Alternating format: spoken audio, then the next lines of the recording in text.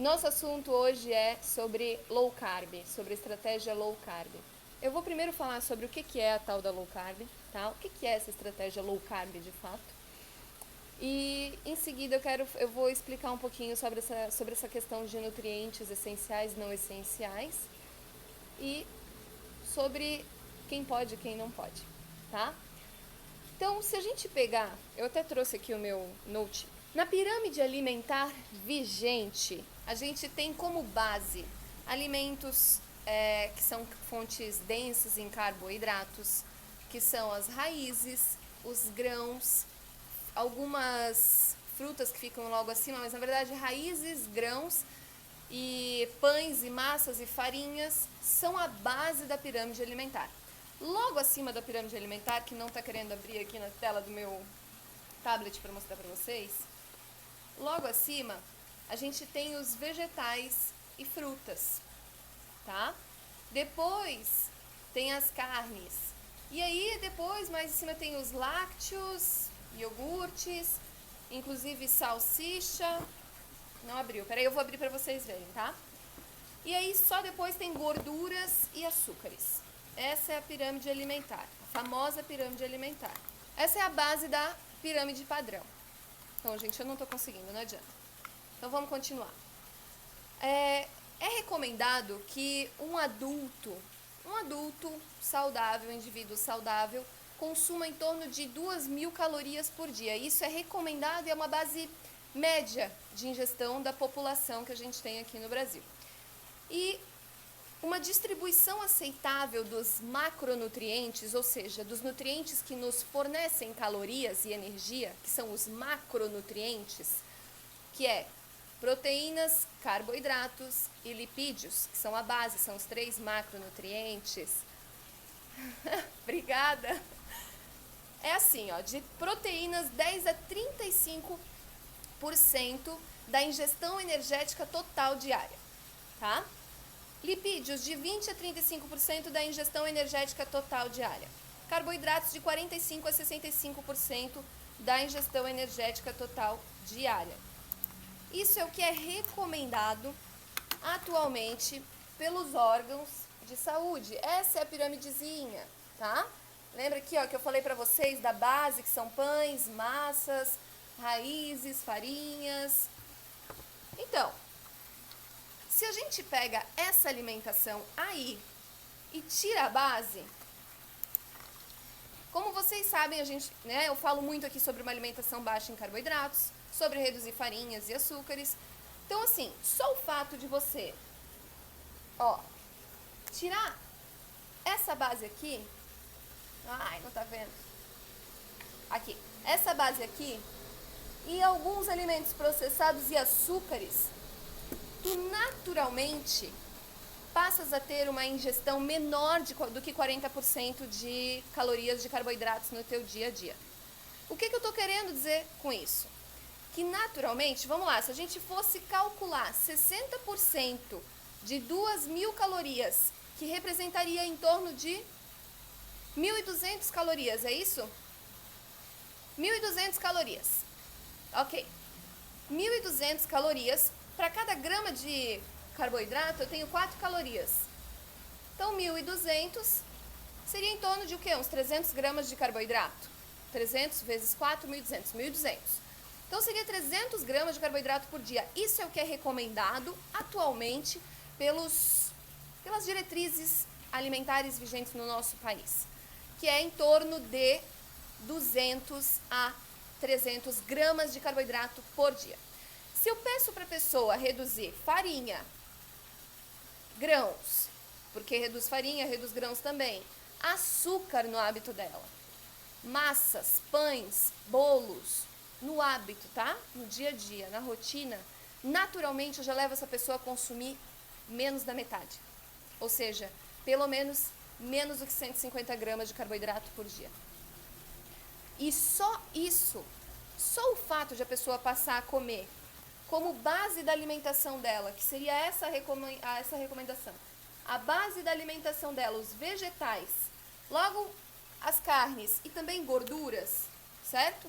Sem mexer na pirâmide, gente, sem mexer. Se eu boto a base como os vegetais, depois as proteínas, né, as carnes, aves, ovos, queijos, lácteos e depois as gorduras, essa pessoa já vai passar a consumir uma quantidade bem menos, né, bem menor do que a metade do que é o padrão do que é estabelecido pelas diretrizes nutricionais. Isso significa que ela naturalmente já vai estar fazendo uma alimentação baixa em carboidratos. É menos da metade. E para muitas pessoas, só isso já é o suficiente para ter saúde. Simples assim. Agora, alguém que está em um tratamento, né, precisa de uma alimentação para fins terapêuticos, para tratar diabetes, resistência à insulina, síndrome do ovário policístico, gota, vamos lá, dislipidemia, disfunções respiratórias, diabetes tipo 2, obesidade, câncer, cálculos na vesícula, fígado gorduroso, eu tenho tudo aqui escrito, de uma palestra minha. Doenças vasculares, né, problemas cardíacos, alguém que está em tratamento disso, de doenças relacionadas à resistência à insulina, doenças crônicas não transmissíveis relacionadas à síndrome metabólica especificamente, essa pessoa vai fazer uma alimentação provavelmente nesse nível de 150 para menos. Eu, pelo menos, no meu consultório, costumo olhar o hábito da pessoa e costumo ir ajeitando ele aos poucos, tá? A depender. Mas, dependendo do estilo de vida da pessoa, eu consigo ajustar muito mais esses carboidratos. Eu posso trabalhar numa estratégia low carb, mesmo que para fins terapêuticos, numa quantidade que varia de 20, talvez até 15, 10 dá, mas não é necessário, não é essencial, tá? De 20 a 130 gramas de carboidrato por dia. Low carb em si é uma estratégia que trabalha com 130 gramas para menos. E pode acreditar em mim, só de tirar farinhas e açúcares a pessoa já fica com uma alimentação naturalmente baixa em carboidratos. Uma alimentação que dá para levar para o resto da vida sem problemas. Inclusive que vai fazer muito bem.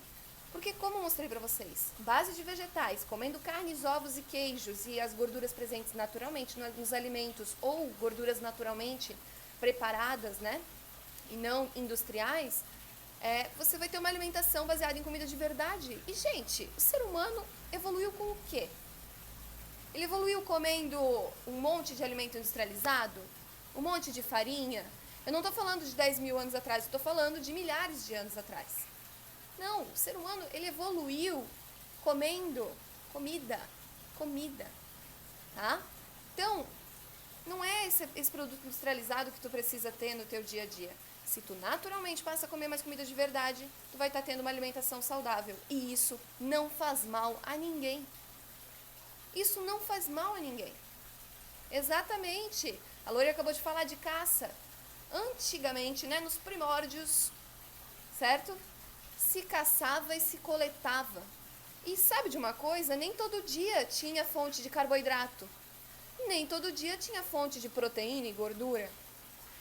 E até mesmo na época dos nossos primórdios, havia vontade de doce. Não é incrível? Isso é da nossa genética, isso é da gente, isso é do ser humano.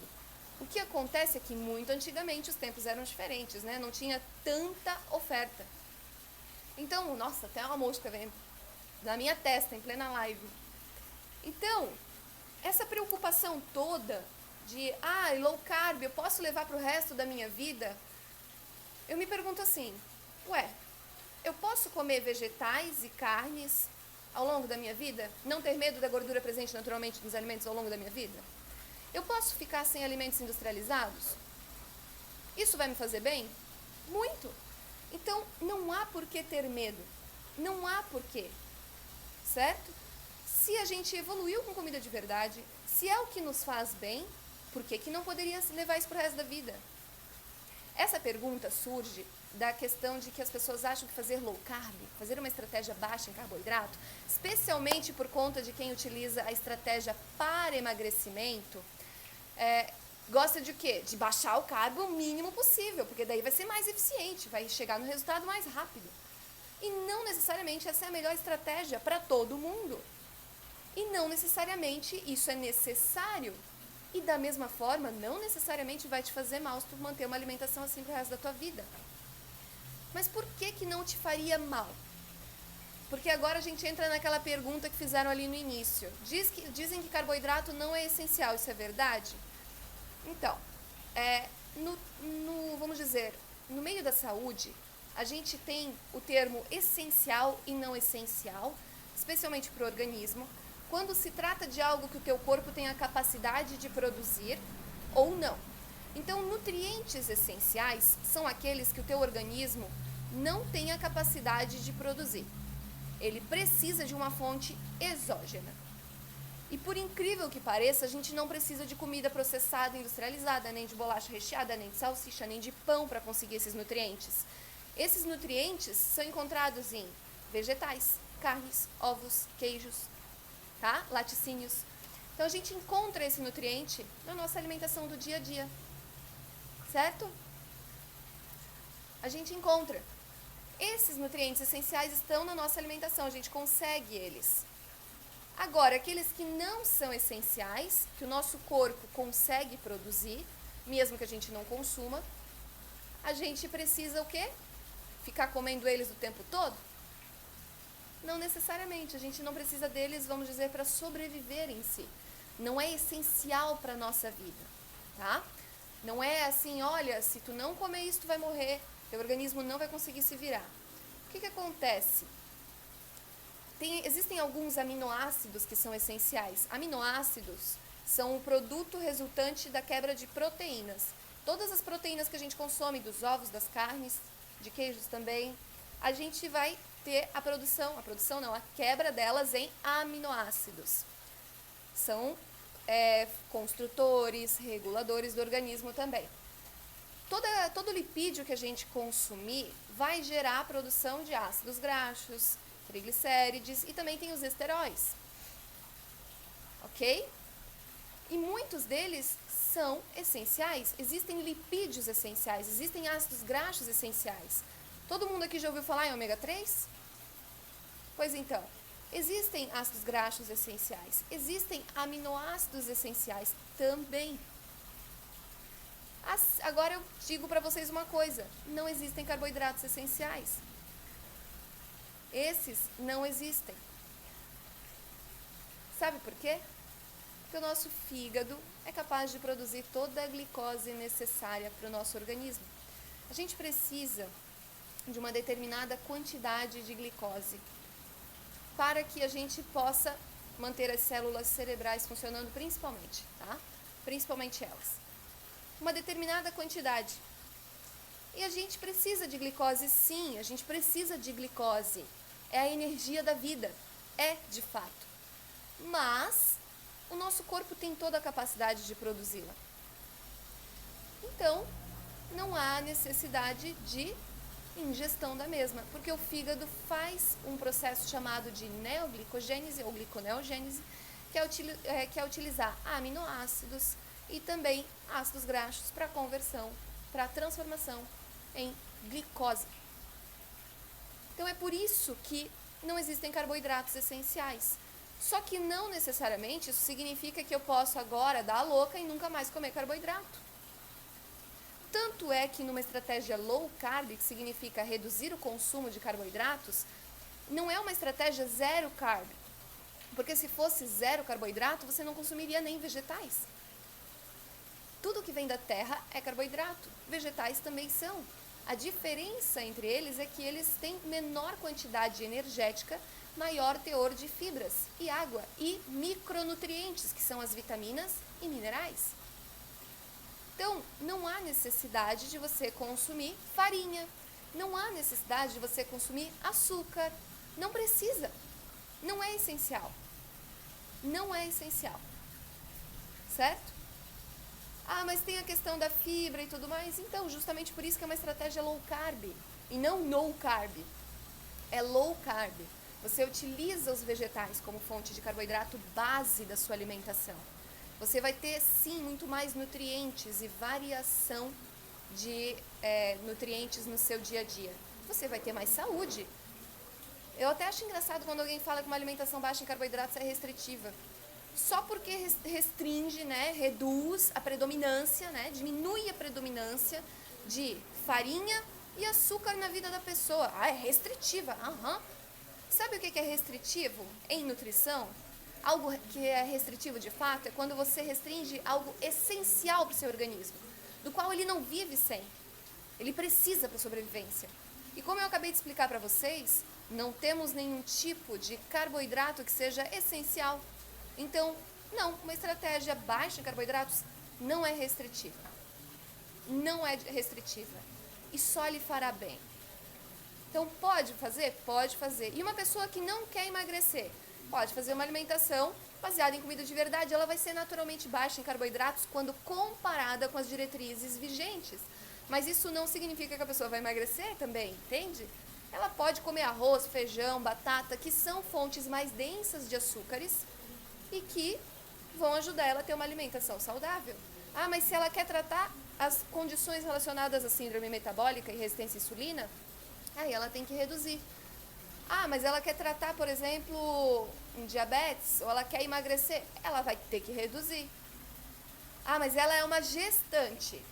Por que uma gestante faria uma alimentação mais baixa em carboidratos?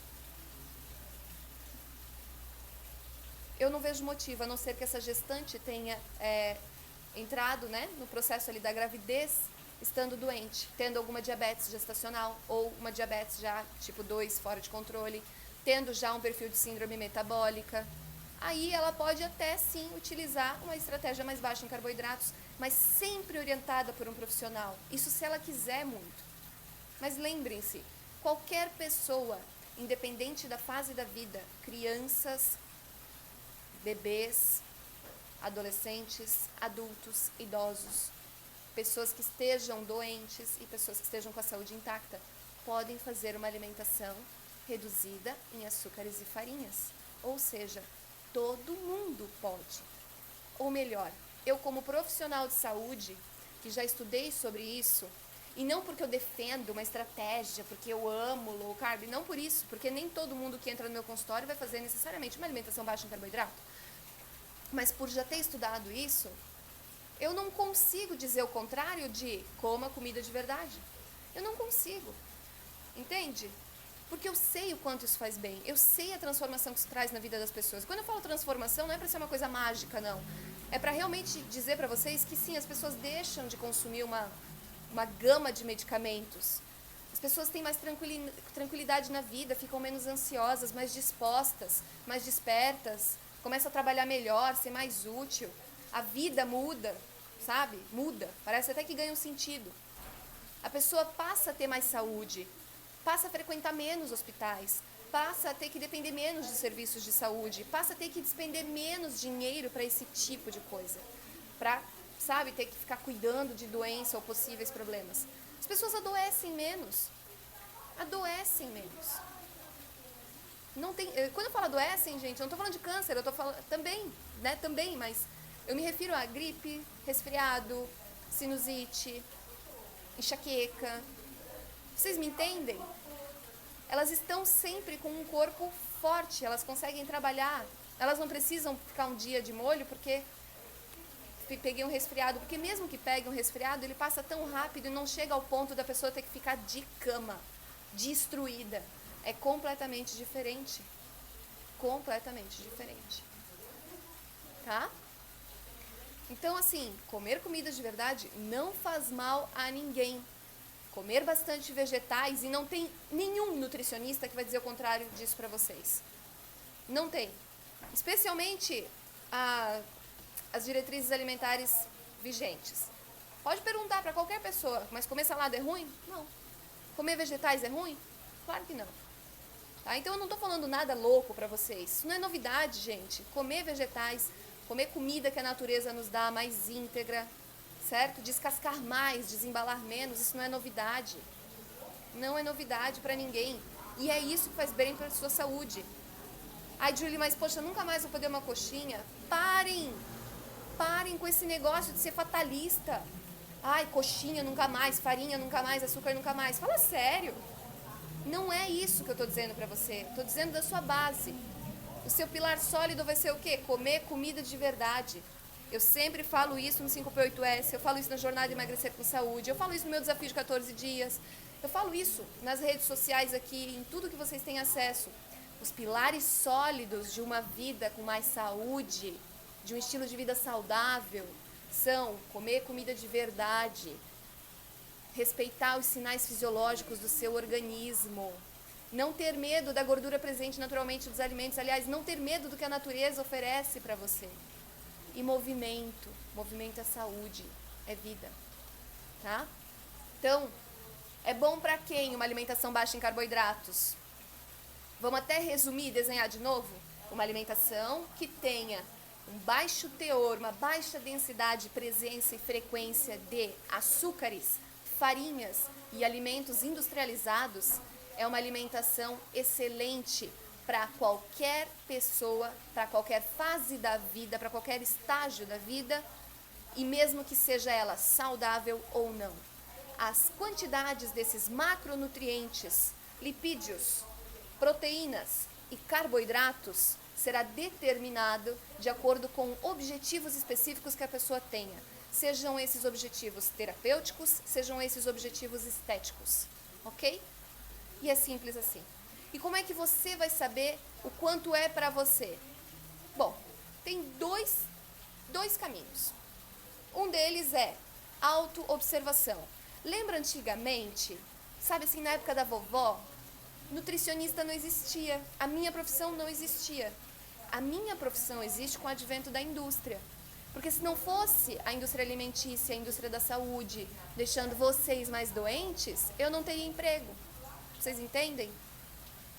Entendem isso? O quão grave é, antigamente não tinha nutricionista. Não tinha. As pessoas comiam o que elas produziam, faziam trocas. As pessoas comiam comida.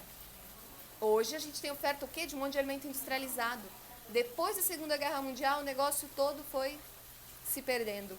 É muito mais prático, muito mais fácil, mas a gente acaba ganhando praticidade, né? Trabalhando cada vez mais e acaba perdendo vida.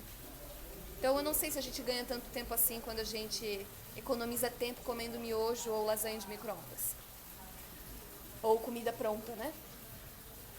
Então isso tudo mudou de lá pra cá. Parem pra pensar. Nutricionista existia naquela época? Não.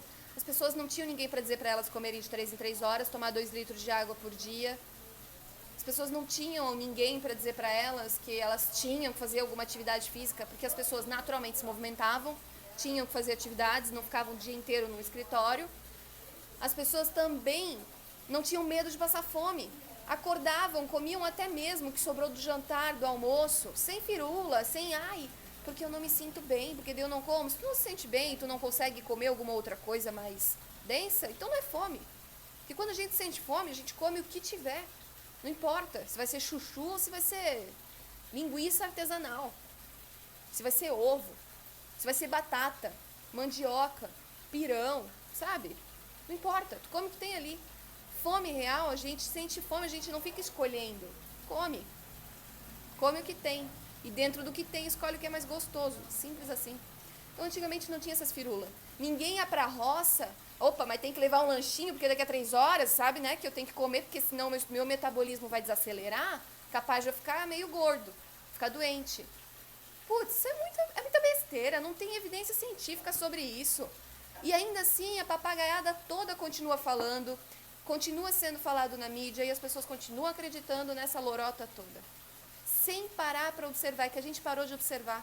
Antigamente as pessoas não tinham tantas doenças crônicas não transmissíveis, não tinham uma circunferência abdominal tão aumentada, problemas relacionados com diabetes, resistência à insulina, problemas cardiovasculares. Isso era baixo, não era tanto. Hoje tem mais, assim como tem muito mais comida tranqueira, assim como as pessoas estão dando menos atenção para a vida delas e estão dando mais atenção para o trabalho e para outras coisas, enfim. Mas a questão é, antigamente não precisava de nutricionista. E o ideal é que você não precise mesmo. Passe a te observar mais. Passa a te observar o que eu posso melhorar no meu dia a dia. Fotografa tudo, anota tudo. Vai lá, faz isso, te observa. Tu vai ter ali, ó, claro na tua mente o que tu precisa melhorar. E seja sincero. Normalmente, quem não consegue fazer essa autoobservação é porque não está sendo sincero consigo mesmo. Entende? É uma coisinha aqui, uma coisinha ali, acaba não querendo anotar, acaba esquecendo, Que é para não ter aquela sensação de que está fazendo alguma coisinha de errado, né? Porque afinal, a gente sabe que um docinho, uma coisinha assim no meio da tarde não é muito legal. Não é uma coisa interessante, não é saudável. O açúcar não é saudável, a gente sabe disso. Sabe? Então, a realidade é que muitas vezes a gente não consegue se observar tão bem. Então, passem a se observar melhor. Observem o dia a dia. Vocês vão ver, vocês mesmos têm um auto-julgamento. E é o julgamento de vocês mesmos, não dos outros. O auto-julgamento de, opa, eu preciso botar mais vegetais no meu prato. Opa, estou exagerando na gordura. Ou está faltando um pouquinho de gordura no meu dia a dia.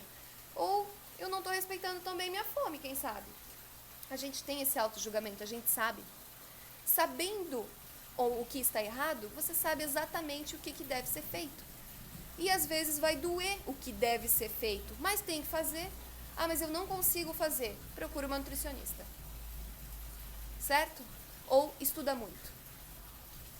Esse é o caminho. Então, sabendo o que tem que ser feito, tu vai ou procurar uma nutri, ou às vezes sem saber o que tem que ser feito, tu vai procurar uma nutri. Uma nutricionista, tá? Não é... Como é que é o nome daquele outro?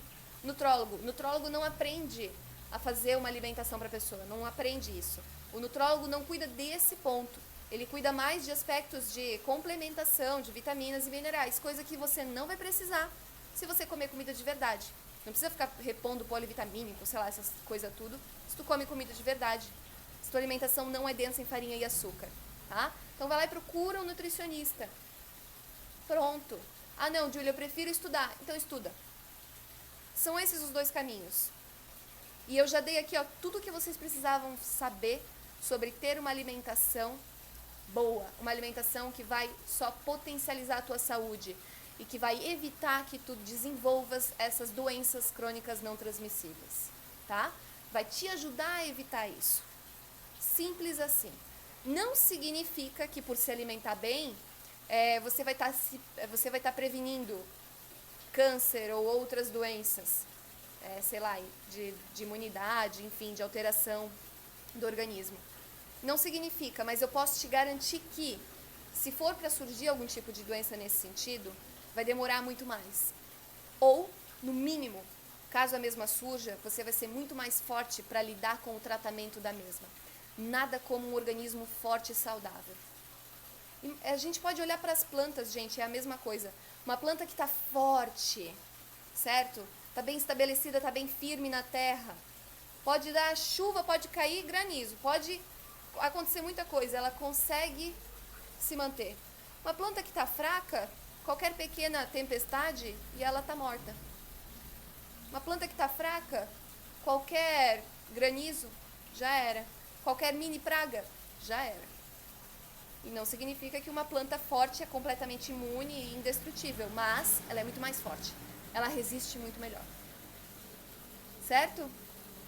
Então, eu espero ter inspirado vocês um pouquinho a melhorar a alimentação de vocês, o hábito de vocês, tá?